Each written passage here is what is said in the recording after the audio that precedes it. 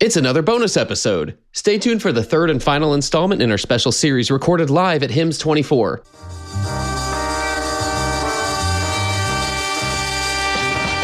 New choices, new players, new models of care. You know consumer-first healthcare is everywhere. For us to build the future, to see what's new, we gotta look at the world from a different point of view. Consumer innovation ain't going away. I say it's here to stay. Today it leads the way. We gotta drop the silos. We're all the same team. Experience, business, tech, and marketing. So join us now. Join the revolution. Consumer-first health is the evolution. Status quo, or like status no. Yeah, this is the healthcare rap. Yo, come on, let's go.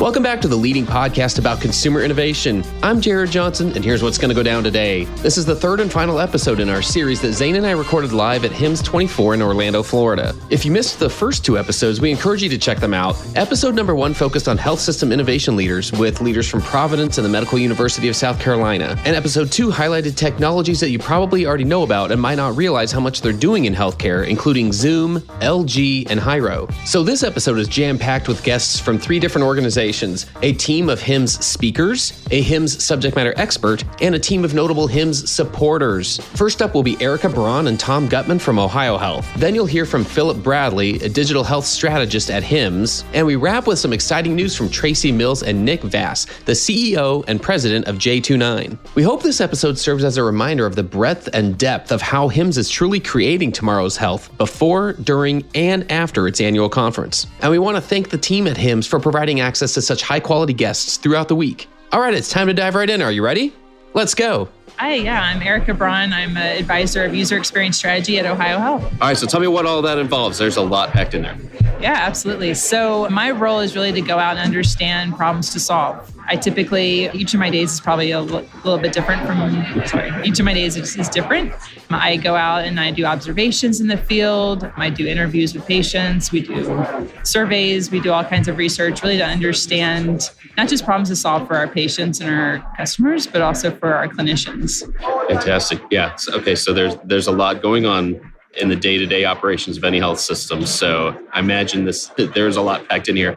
I'd love to hear a little bit about the session that you were involved in here at HIMSS. Can you tell me about that? Sure, yeah. So our session was about our new smart room. So it's inside the smart room at OhioHealth. We just opened one of our new hospitals in Pickerington, Ohio. And at this hospital, we have 66 smart rooms today. We'll be growing that to 90 in May or by May. So really what that entails is a full ecosystem of products, technical products, but also the design of people and process. So for us, our smart room includes a 65-inch TV. On the TV is sort of an infotainment experience. So patients are able to engage with movies, TV, relaxation, but at the same time, they can quickly switch over to a digital whiteboard. So this whiteboard helps to answer a lot of questions that they typically have for our nurses and for our providers, like when am I going home? When's my next pain medication coming? All sorts of, who's on my care team. So we're really trying to help answer those questions. We did research in the field. A big problem to solve for us was communication and collaboration. We saw a lot of breakdowns of that in our hospitals. We have 15 hospitals at OhioHealth. And so we were able to go out and sort of understand current state where we could improve upon certain things. And that was one of the big things for us. We saw a link between that and time spent with nurses and doctors answering a lot of questions. And sometimes those weren't always the same answer. And so for us, it was really kind of cleaning up that communication. So how did you arrive at the decision that the smart room was a way to address some of the problems and the feedback that you were getting? And specifically, which problems is this helping to address? So a big one, like as I mentioned, was communication collaboration. Another big one for us is what we call time vampires. So it's really the things that suck away time from our clinical staff. We heard oftentimes that they were hunting and gathering information, equipment, Marty carts, and doing a lot of administrative work. And that was pulling away time at the bedside, which is where they really wanted to be. And for our patients, that's also what they would like them to be. A lot of times our patients were feeling not heard, not seen. They were feeling like a number. And so for us, it was really important to get the clinician back at the bedside. So not only do we have the whiteboard, but we also have virtual nursing at OhioHealth. And so that has shown to not only help with some of the problems to solve around efficiency. So our virtual nurses are helping with admissions and discharges. They're doing some extra virtual rounding. They're doing education. And that's really giving our time back to our bedside nurses to help with sort of the day-to-day, helping patients get to the bathroom and being more at sort of the bedside and being able to focus. All right, you just mentioned education. Tell me about that. How does this conversation go with the clinical team when you say, hey, we've got a smart room for you now? How does that go? Well, we actually brought them in from the very beginning. So for us, and part of my background in design, I really find a lot of value in co-design. And so from the get-go, we brought in not only leadership, but some of our nurses that would be at Pickerington and involved them in the process of designing the virtual nurse program that we have and thinking about the design of the whiteboard and all these other things. So that really helped with early buy-in. So we have now our nurse managers on the unit, and they were really instrumental in not only helping their nurses see the potential of how it might grow and be iterated, but also giving us some grace, because with a lot of new technology comes some hurdles. And so I think because we had early buy-in and we had that collaboration with the staff, they were really engaged, and they really embraced the opportunity to work in the smart room. Love that. I love that. And then how does that conversation go with the patient in terms of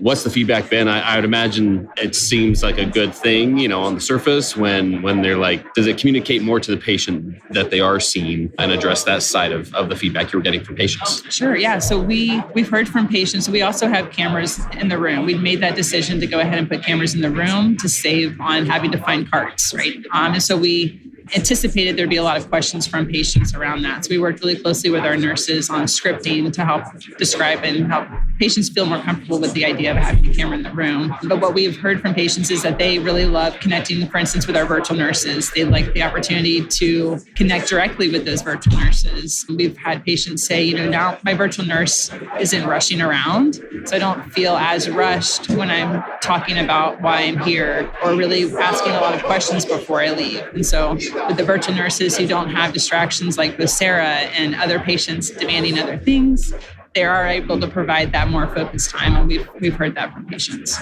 That's awesome. I'm smiling because I love just hearing how this is part of how co-design and how the process itself led to. It's not just the product itself, like the destination, but the process that got you there, which is undoubtedly leading to a better experience for everyone. Where can we do more of this? Where else can we infuse more of a user-centered, clinician and consumer-centered process just as we design new things in healthcare? The opportunities are limitless, I believe. We're actually being pulled into now what a clinical exam room of the future might look like on the outpatient side of things.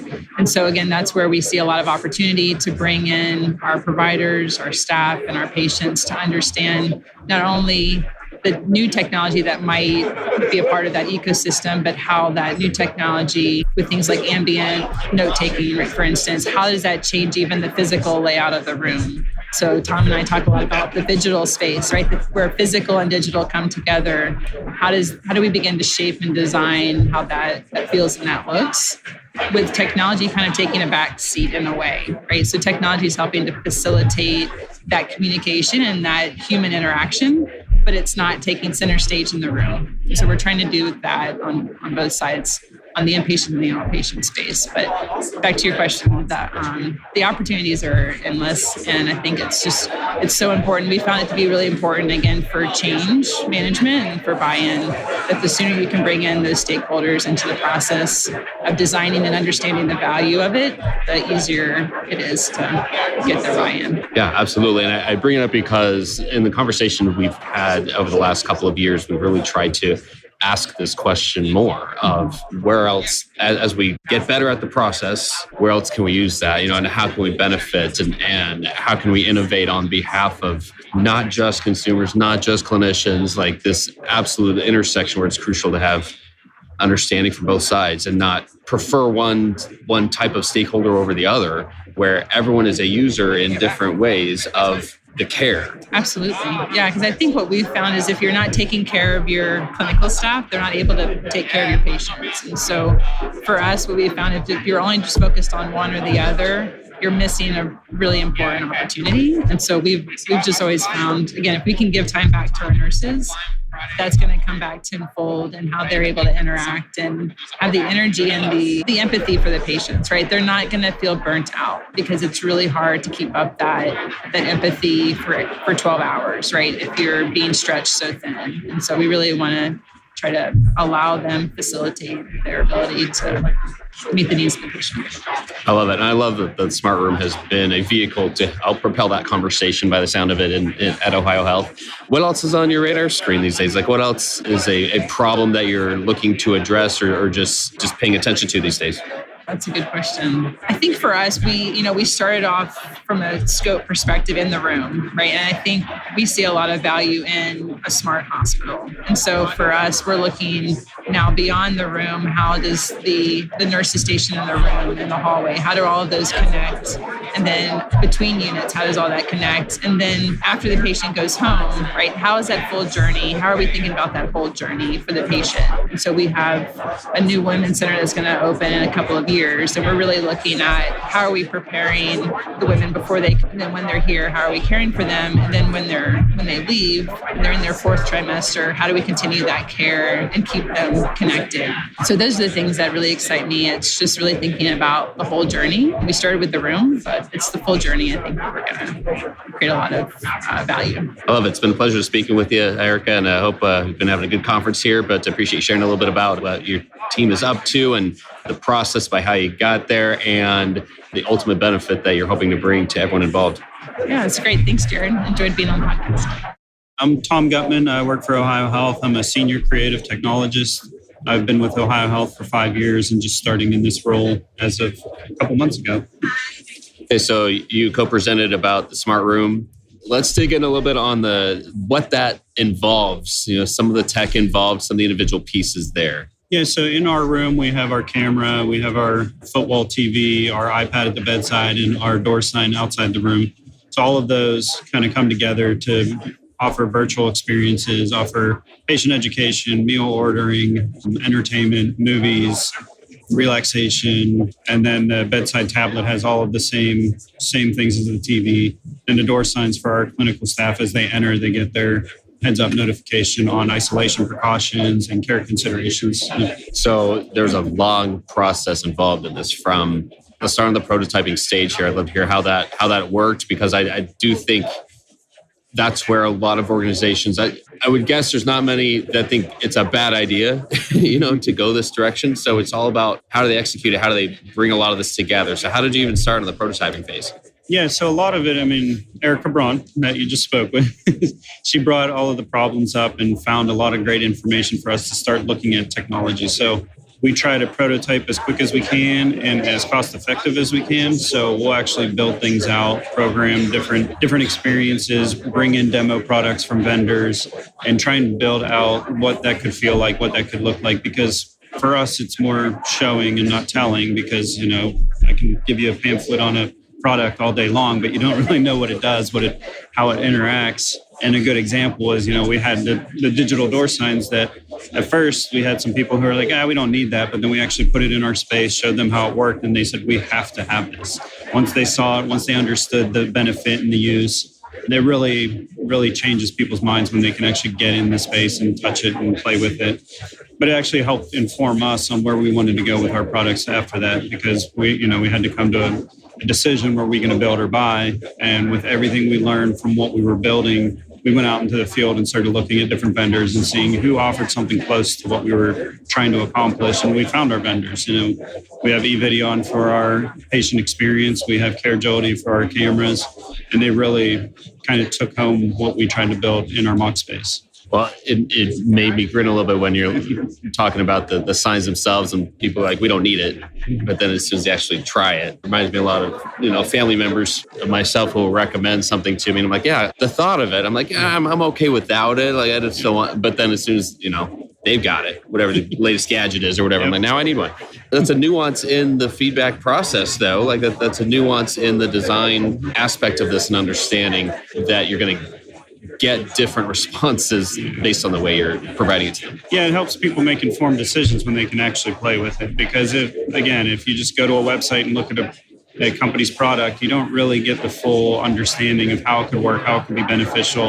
Actually go through your workflow and see, does that help my workflow? Does that take away things that I would like? The door sign is a big one because now we have no more paper signs on the wall. Now we don't. What we have at OhioHealth, we have what we call chiclets. You have to push the little bar to show patients a fall risk or any of those things. Now we've eliminated all that and put that into the door sign.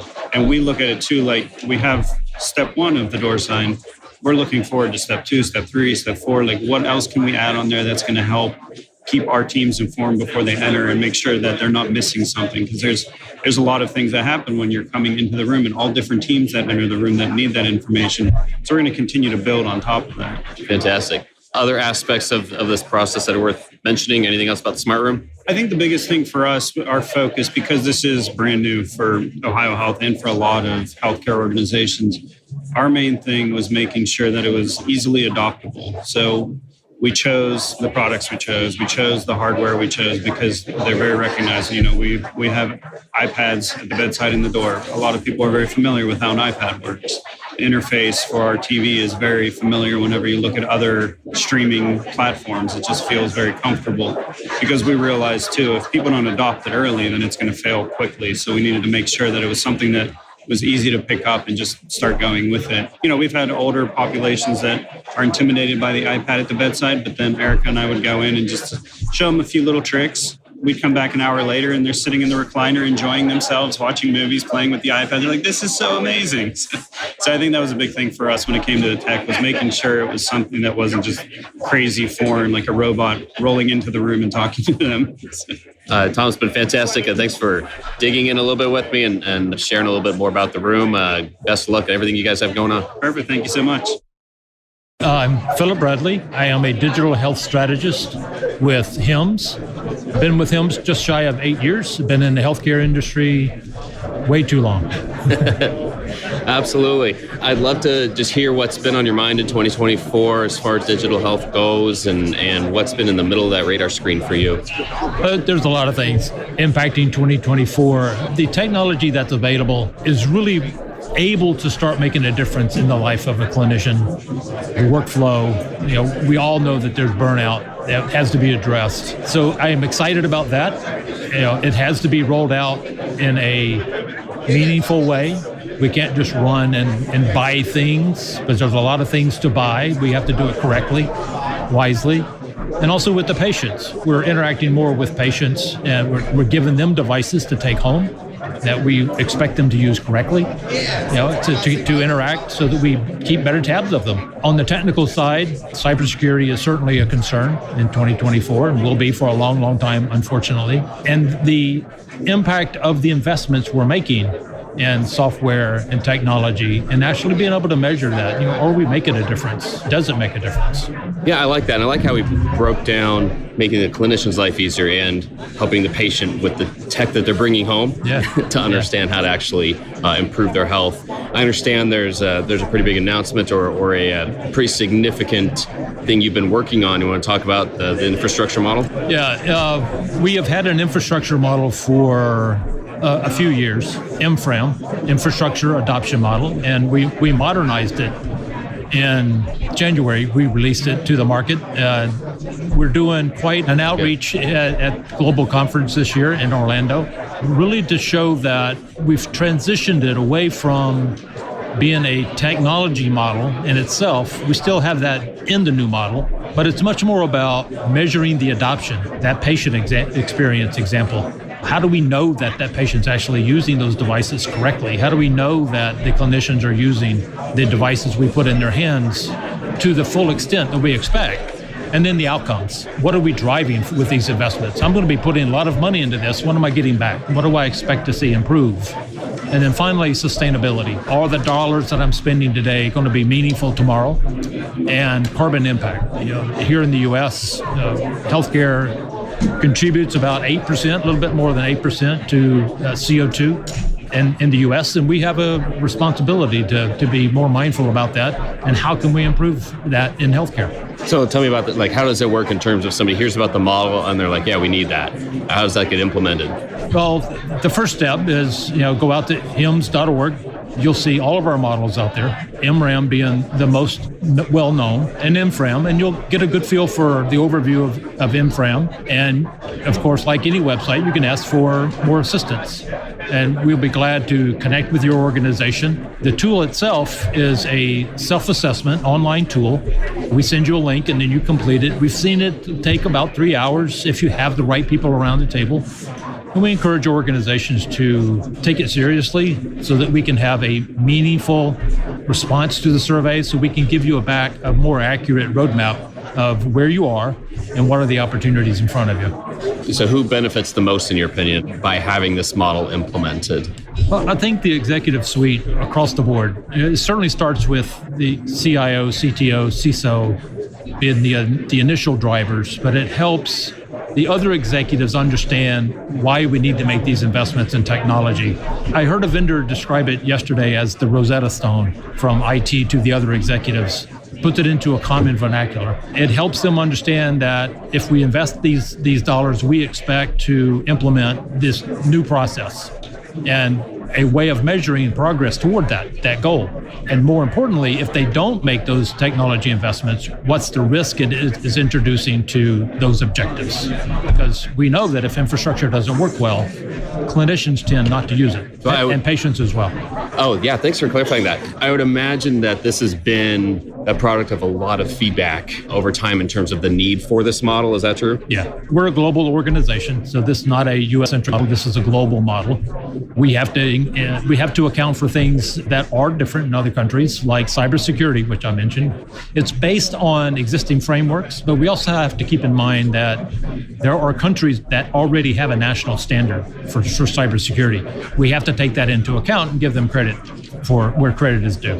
Got it. What other feedback, or was there a way to assess this was the time to get this model out there? And yeah, it's a confusing time in technology. There are a lot of different directions to go. Do we move to the cloud? Do we move hybrid? Do we stay on premise? What's the values of those decisions? And what are the performance expectations the organization has? It really goes back to what is the organization expecting out of the investments in technologies. If they don't do it because of cool upgrades, IT might do that, but that's not the purpose of the investments from a non-IT executive perspective.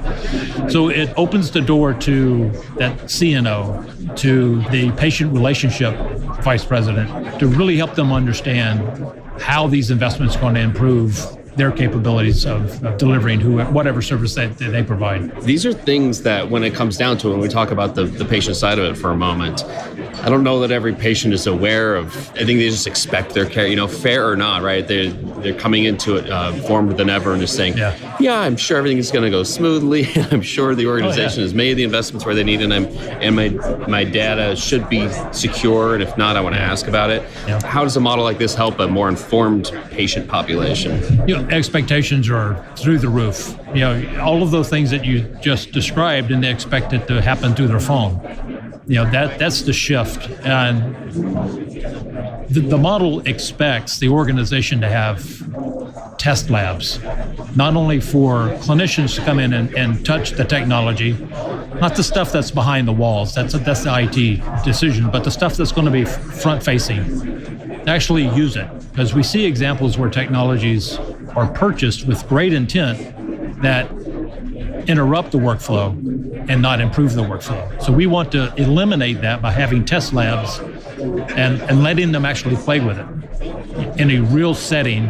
Does the mobile card actually fit into the workspace that we're expecting it to? Is it usable by the clinician? Does it stay on the network? Simple things. And on the patient side, the same is true. It is very easy for me to put a technology out there and just assume you're going to be able to understand how to use it. In fact, you might not. As a patient, you may struggle with it.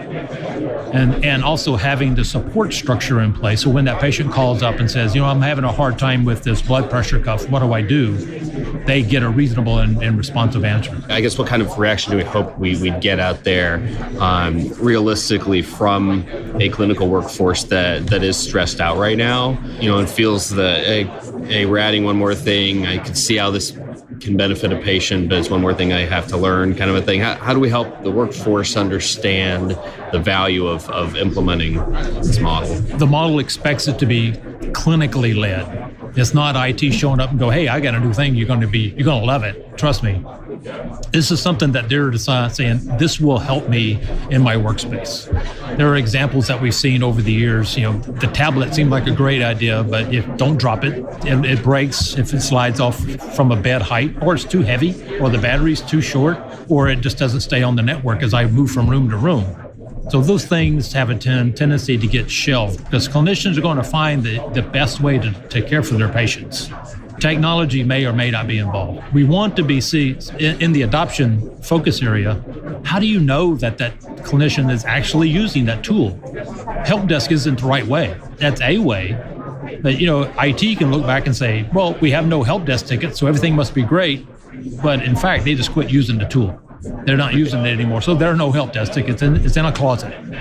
So we expect, infrastructure adoption model expects organization to have a process to understand, you're using it, and report to the other executives. This is what our goal is. This is where we are on the curve to meeting it. We're behind schedule or we're on schedule, so that they can make adjustments and not get to the end of the road and go, that didn't work. Let's fix it along the way. Thanks for joining us today. It is my pleasure. Thank you. My name is Tracy Mills. I'm the CEO and founder of J29. J29 is a company I founded about 7 years ago with the desire to create a really employee, people-centric company. J29 is named after my favorite Bible verse, Jeremiah 29:11. And along with that, we give back to the community. It's literally one of the reasons we were founded. So we tithe our earnings to different nonprofits. And, being a government contractor in this healthcare space, coming to HIMSS, we've partnered with HIMSS through HIMSS Gives Back. And this year, J29 is for the third year in a row, actually, the champion sponsor and the recipient of the HIMSS Gives Back program this year is Upper Orlando. Super cool. Tell us about that. How do you select who to partner with and how that works? Yeah. So like I said, I've worked with HIMSS for the last 3 years. And what I look for is a nonprofit that has, far-reaching effects in the local communities. So maybe not just handling food insecurity or not just being a food bank, but Upper Orlando stood out to me because they're in many different counties here in Florida, but it's not just providing food services. It's providing mental health services. They do a lot of job training for people who need it so that they can, not just with the difficult times they're in right now, but they're training them to improve their lives and make their lives better and giving them the resources they need to be successful. I love that. It's a multifaceted mission then. Absolutely. I love that. Tell us about partnering with HIMSS. This isn't the first year you've supported the HIMSS Foundation at all. No, this is the third year that we've done it. And like I said, being in this space, coming to HIMSS, being a small company, we honestly want to get our name out there a little bit. But HIMSS Gives Back sort of gave us the avenue to do that goes along with our mission statement at J29. Our mission is to empower our employees to do great things for the benefit of others.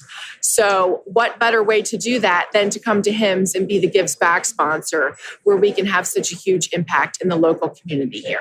It truly is a big impact, and I want to make sure we emphasize that. Any other thoughts that we haven't mentioned that you want to make sure it's about digital health, about the work you're doing, about this partnership that you want to make sure people know about?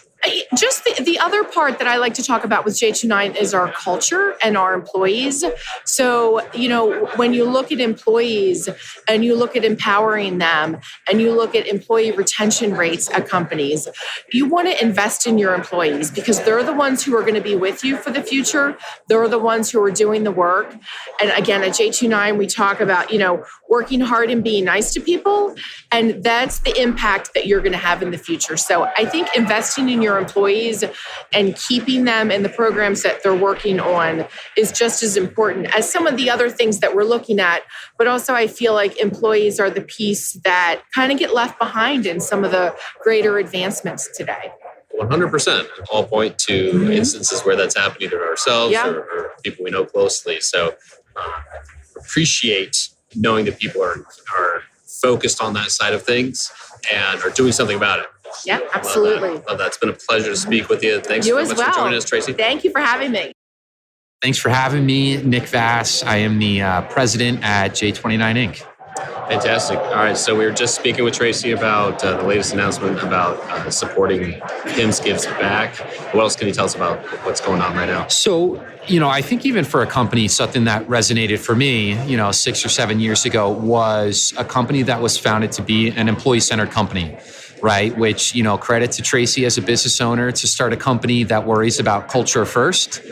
And then how do we keep the lights on second is certainly not common in the space, but really as we've continued to grow, that culture has remained the same. We tithe a portion of our earnings back to a nonprofit every month, not just this month with HIMSS. So we're doing something, at least 12 months out of the year. And that really resonates well with our employee base too. I mean, we're around 160, 170 employees today, supporting health and human service programs really since inception. So commercial, state, federal level, but for our employees, supporting that vulnerable population, elderly population, on the Medicaid, Medicare side, that is very full circle for employees that understand what their hard work is going back to. So them, going above and beyond in our delivery for our clients and knowing that the more revenue that we're generating, there's a direct connection to the amount of money that's going back. And we're able to do great things like Tracy's done this week with Up Orlando. Are there other things that are going on right that are just like nice to remind us about? Yeah, absolutely. So let's talk a little bit about what we see at this conference, right? So there's an elephant in the room with artificial intelligence and the advancement of emerging technologies. I think the thing that's been pretty cool this week to see is in comparison to last year it was AI, how do I implement this into my business? This year, 12 months later, I've seen a lot more companies here prioritizing the cybersecurity aspect, whatever their business use case is. So for me, even just as an individual basis, and a healthcare beneficiary, right, I like to see companies that are still prioritizing PHI and PII that they store. It's very easy as companies continue to advance and they continue to implement AI. AI is very successful off of extremely large data sets. Even more importance on the cybersecurity aspect that companies need to be focusing on there. So that's pretty cool to see. I think also for those that weren't here this week, seeing companies that are putting emerging technology use cases into the quality of care, the patient care. How can we improve care outcomes, healthcare outcomes? That has resonated well with me. You like to see companies that are focusing on using technology, like I said, to improve care, to identify where care is needed for people of all different demographics. So that's really resonated well with us. Really nice to see. What else would you like people to know about digital health or any other work that you guys have? We're that independent party, that third party that supports our clients with a fresh set of eyes. Right? We don't have financial ties to healthcare insurance plans or providers. So we'll come in and we'll support them on various program integrity efforts, payment integrity efforts, provider integrity efforts that focus on fraud, waste, and abuse. So for us, seeing, companies out here and seeing some trends around payment integrity, how do we do advanced analytics that can pull those outliers for that provider, for an example, who's abnormally billing for certain service areas, maybe related to, lumbar injuries, and that's not their specialty. So let's drill into that. And are there instances of fraud, waste, and abuse that we can focus our work around? So it's been really interesting to see, hot topics in tech, in healthcare tech that we heard about 2 years ago. And what are the business use cases now that companies are really doing with that? So it's been very fruitful, to say the least, to see that for us in the community. Yeah, I think it's been a pleasure to dig into this and give us, again, some positive news and really exciting to contemplate the impact that all of this is having out there. Thanks so much for joining us. Yeah, thank you for having us. Appreciate it.